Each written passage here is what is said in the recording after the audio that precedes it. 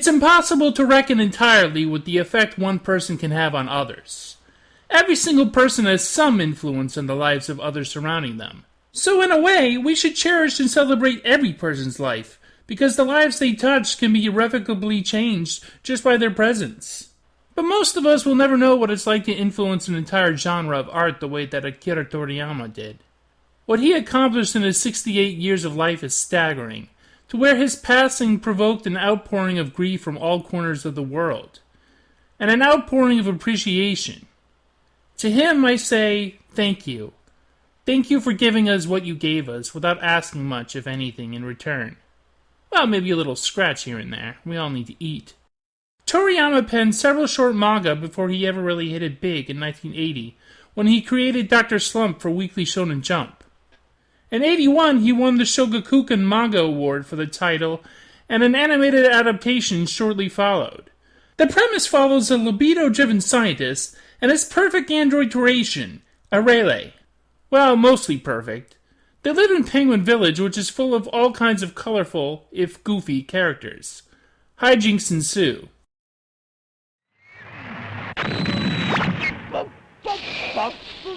If Dr. Slump made Toriyama a household name in Japan, his next major creation would give him global recognition. From 1984 to 1995, in the pages of Weekly Shonen Jump, the Journey to the West-inspired tale of a monkey-tailed boy trained in martial arts, Dragon Ball, ran. The story eventually blew up into fierce battles between planet-destroying aliens, and was turned into 2 animated series. Dragon Ball was 519 chapters and was originally collected in 42 volumes.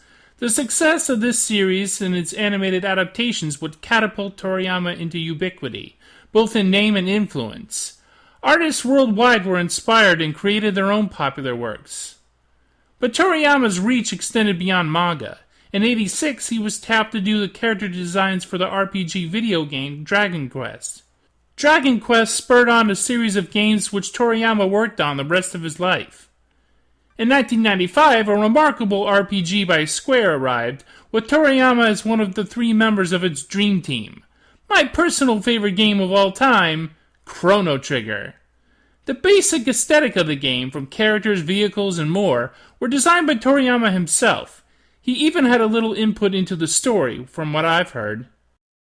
After the unique Hollywood film based on Dragon Ball Evolution in 2009, Toriyama decided it was time he returned to the franchise.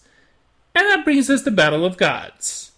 Dragon Ball Z Battle of Gods, which came out in 2013, was the first DBZ movie since 1995's Wrath of the Dragon.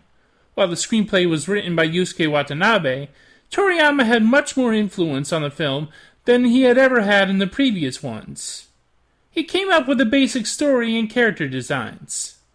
Taking place after the defeat of Majin Buu, but before the 26th Tenkaichi Budokai that rounds out the series, Battle of Gods features a whole new dimension of powers in the universe as it introduces the god of destruction, Beerus, who awakens from his 39-year slumber and challenges Son Goku and his allies, looking for the Super Saiyan God.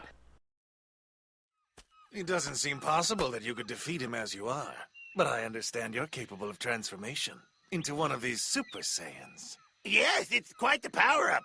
For those not in the know, Goku here is a member of the alien warrior race, the Saiyans, and at this point in the story of Dragon Ball can transform into 3 different forms of Super Saiyan, which gives him a huge boost of power. However, he's no match for Beerus, who fells him quite easily on the deity King Kai's planet before moving on to Earth, where Goku's friends and family live. The only one who knows Beerus and his attendant Whis are on their way is a stressing Vegeta, another Super Saiyan. When Beerus gets involved with the celebration of Vegeta's wife Bulma's birthday, things seem to settle down, but Vegeta is wary. One of the things I like about the gods and various deities in Dragon Ball is that they're kind of silly.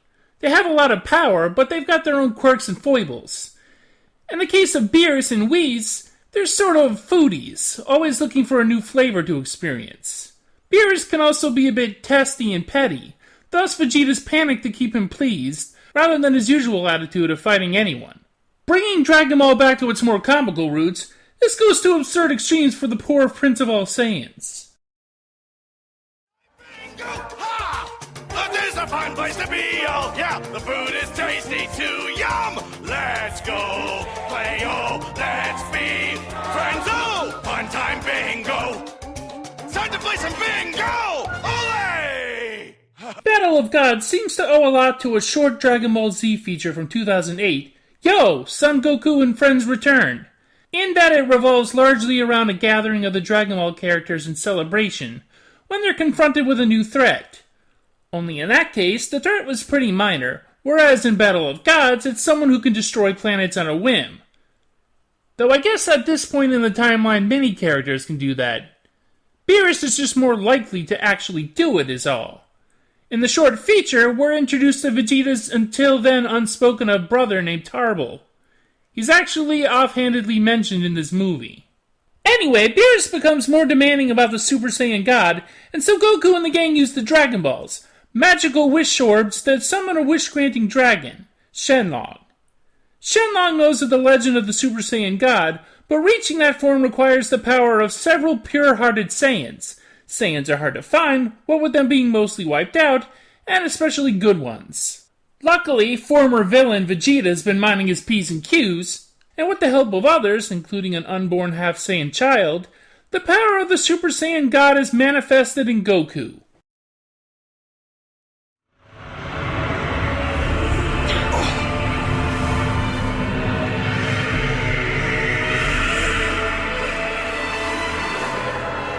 Dragon Ball, besides starting out as largely a parody of Journey to the West, is also influenced by both martial arts movies and wuxia.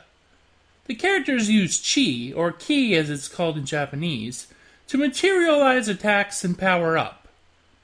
The characters are both proficient in hand-to-hand combat and these ki attacks, making for some interesting fights. They train their bodies to ridiculous extremes in order to achieve the heights of strength. I'm a big fan of this kind of fighting in shonen manga, though it and its equivalents can get overplayed. Battle of Gods has a good balance in its depiction of these powerhouse characters duking it out. There's a range of combat. They fly through the city, exchanging simple blows, ramping things up as they make their next arena a rocky wasteland, then they proceed over in water, underground, then far above the planet in the atmosphere as the fight intensifies. Key attacks aren't even really used until the final stage of the match. Goku knocks back an enormous ball of energy fired from Beerus, impressing him.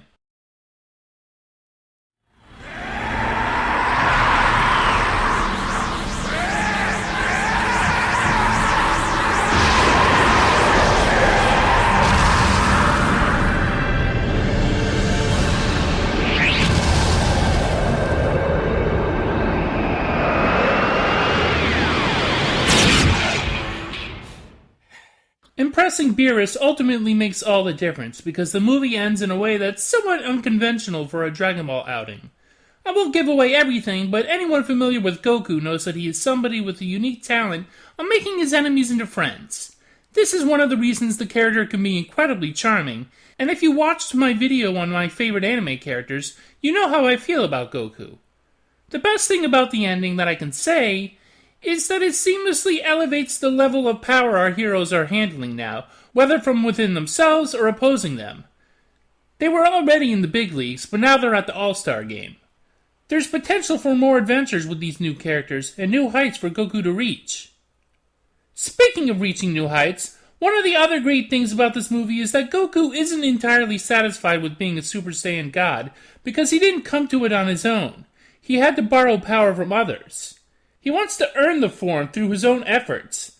And now that a whole new dimension of strength is open to him, he's determined to do so. And yet the Saiyan Prince made a pitiful fool of himself on stage to protect his friends. That's right. I respect him a lot for that. It was a bitter pill to swallow, but he did it anyway, because he knew the stakes.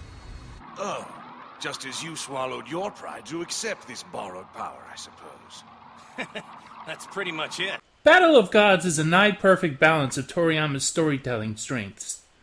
It's got plenty of silliness, interesting new developments, and solid action. The second act can lag a little, and Pilaf and his minions overstay their welcome, but overall it's one of the better Dragon Ball entries, and has Toriyama's soul in it. And Norihito Sumitomo's orchestral score certainly helps. Maybe I'll do videos on Resurrection F, Broly, and Superhero at some point. If you really want to experience Toriyama's work, though, you should probably, read the manga. He's got a great way of paneling, depicting sound effects, and just some great line work. The man did manga, that was his thing. Though I still think his best work was in Chrono Trigger. Whatever you enjoy that springs from Toriyama's mind or hands, whether it's the hilarious Dr. Slump, the exciting Dragon Ball, or one of his other projects, it was made by a talented craftsman who inspired and entertained. I, for one, am grateful that we had him in our lives for as long as we did. Someday soon, I'm going to dedicate some time to some of his works I've never gotten to, or hadn't experienced much of. So thank you, Akira Toriyama, for all you've given us. We'll remember you for the colorful worlds you opened up to us. Thus ends my tribute to one of my favorite talents.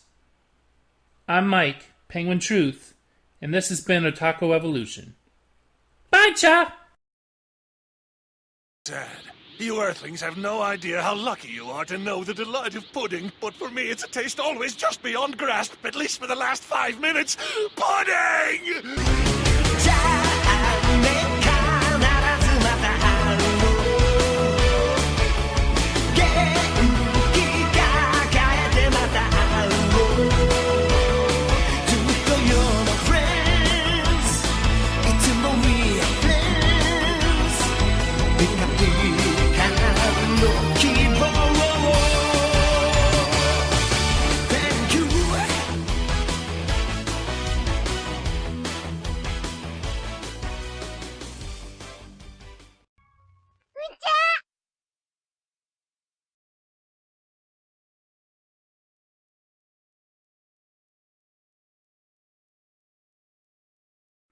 Ah!